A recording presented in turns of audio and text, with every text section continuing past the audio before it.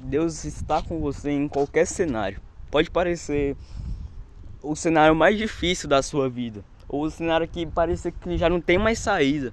Mas saiba que Deus não deixou de ser Deus. Mas saiba e tenha certeza no coração que mesmo estando nessa situação, ainda triste, tenha certeza que Deus está com você. Porque, irmão, Deus está conosco em qualquer situação.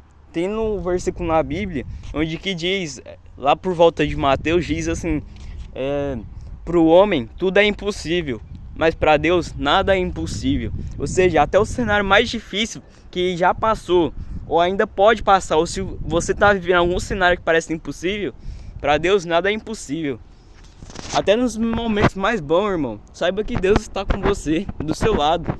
Porque Deus não está com você por causa da situação, não. Ele está com você em qualquer situação. Porque, irmão, olha para Deus e Ele é o nosso Pai. E Ele é o nosso melhor amigo. E amor, irmão, eu ouvi uma mensagem de alguém que escreveu: o amor não é um sentimento afetuoso, mas é o querer o bem melhor para aquela pessoa que a gente ama. Ou seja, irmão, Deus te quer bem, irmão. Saiba que mesmo nessa situação aí, Deus quer te ensinar alguma coisa. Ou que mesmo você se sentindo solitário, ou que você pensa que está sozinho, tenha certeza no coração também que Deus está com você. Sabe por que eu falo assim, mesmo com tristeza? Porque na Bíblia fala, lá no Salmo 126, às vezes a gente semeia com tristeza, mas sabemos que colheremos com alegria. O que ele está dizendo aqui?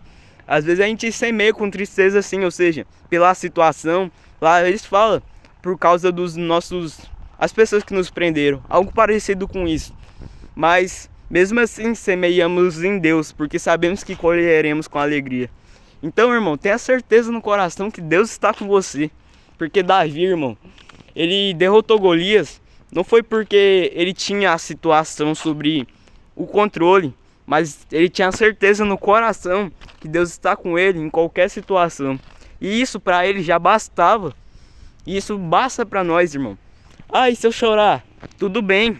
Porque esquecemos também que como uma criança que aprende a andar, ela cai várias vezes. Mas aí ela se levanta e chora. E se levanta e chora, às vezes nem chora, mas se levanta. E hoje você tá aí de pé. E é a mesma coisa, irmão. Às vezes você pode até cair, mas você se levanta. Por quê? Porque Deus te levanta. Você vai chorar, pode chorar, mas Deus te levanta. Porque Deus está com você. Deus está com você. E, irmão, isso é para trazer uma paz, assim como na Bíblia diz, uma paz que excede todo o entendimento, uma paz que não pode ser explicada.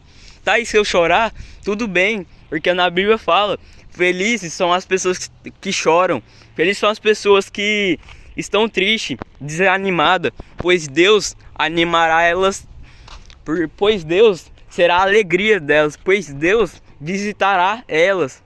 E também, irmão, tem um versículo muito interessante, que eu acho que é lá por volta de Romanos, onde ele diz, o Senhor Deus chama as pessoas como elas já fossem, como assim? E chama os mortos como se ele já tivesse vivo, porque ele ressuscita, irmão, porque ele ressuscita, porque ele muda cenário. E lá ele fala, mano, procura lá por volta de Romanos, é muito interessante que ele fala assim, não, Deus chama as pessoas mortas, né, que diz que estão mortas, como se ela estivesse viva. E os cenários ruins, como se ela já estivesse no cenário bom, porque Ele mesmo vai fazer. Porque Ele mesmo vai fazer as mudanças. Tá entendendo, irmão? Não é pessoas, não é condição, mas Deus vai fazer na sua vida. Mas você é o cooperador dele, porque a obra é dele, mas o cooperador é você. Ou seja, as condições para os materiais para fazer, ele vai enviar, mas eu não estou vendo o material. No meio do processo, ele vai te enviar. E pessoas, ninguém me apoia, não tem ninguém para estar aqui do meu lado, iniciar um projeto, eu não sei. Irmão, você tem que entender que a obra é de Deus. Se ele precisar, ele sabe se precisa de pessoas. E se precisar de pessoas para ajudar na obra, de apoio, de motivação, não sei, porque a obra é dele. Ele vai enviar, mas não acha que você está sozinho. Não acha que você trabalhando na obra, Deus te deixou sozinho. Mas tenha certeza que Deus está com você. Porque como olhando para uma promessa, um sonho, uma coisa, uma transformação de Deus, percebendo que é como uma obra, irmão. Como assim uma obra? É tijolo por tijolo, tijolo por tijolo, sucessivamente. Ou seja, você vai ter que dar passos e passos e passos até a obra ficar pronta. Como assim? Às vezes a gente precisa dar o primeiro passo. Às vezes a gente não vai sentir no coração, mas talvez há uma coisa que Deus está pegando no seu pé faz tempo. Mesmo que você não sinta. Talvez é criar um canal, eu não sei. Mas é algo que Deus está falando com você faz tempo. E às vezes só de dar o primeiro passo, você já está fazendo o que Ele quer, irmão. Deus vai te honrar. E Ele vai te honrar, irmão. E às vezes quando você der o primeiro passo, nada pode até não mudar. Mas só de você estar dando o primeiro passo, essa certeza que você deu um primeiro passo, não a certeza que precisa dar, mas você dando o primeiro passo, algo dentro de você já mudou. E assim, a boa obra pode ser continuada, porque Deus quer que a gente aprenda para enviar a promessa. Porque, irmão, um deserto é escola. Já ouviu a frase, Deus é amor, mas também fogo consumidor? Então, o deserto é uma escola, Ele quer te ensinar. E nesse deserto, e às vezes você fala, não, eu vou iniciar. Não, eu entendi essa frequência, eu entendi essa esperança. Mas esperança, irmão, é fazer mesmo sem ter esperança. Como assim? Porque é igual uma parábola onde Jesus fala de dois filhos. Um ele pediu que fizesse uma coisa e esse filho não fez. Mas aí continua. Mas arrependido foi lá e fez. E o outro disse que ia fazer, mas ele não fez. E lá pergunta, confronta, qual dos dois fez a vontade do Pai? Qual dos dois fez a vontade do Pai? Pois é, irmão, se você sentiu essa esperança, e tem Deus como esperança, não é só falar que tem esperança nele, não é só falar que eu sou fiel no pouco, mas ser fiel no pouco é dar passos, mesmo que não tenha lugar para pisar. Porque na certeza que quando você pisar, Deus cobrirá e colocará o que está debaixo do seu pé. E um exemplo também é o abrimento do Mar Vermelho.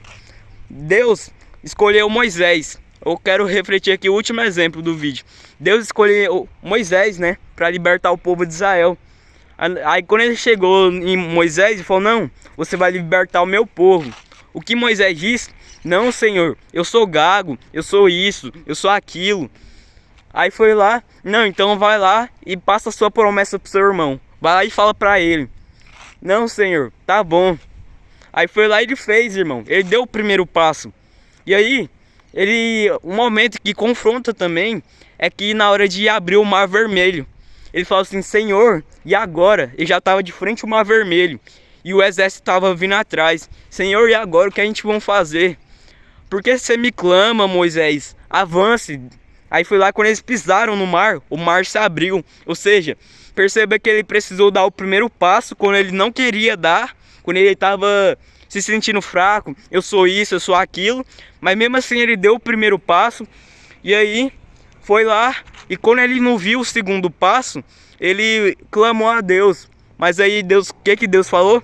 Por que você me clama? Dê o segundo passo, avance para o mar. Ou seja, irmão, quando não tiver no início, não vai ter lugar para pisar. E não vai ter, não só no início, não vai ter lugar para você pisar. Mas quando você pisar e der o primeiro passo onde não tem onde pisar, e não vê o próximo passo, você dá mais um passo. E assim por diante.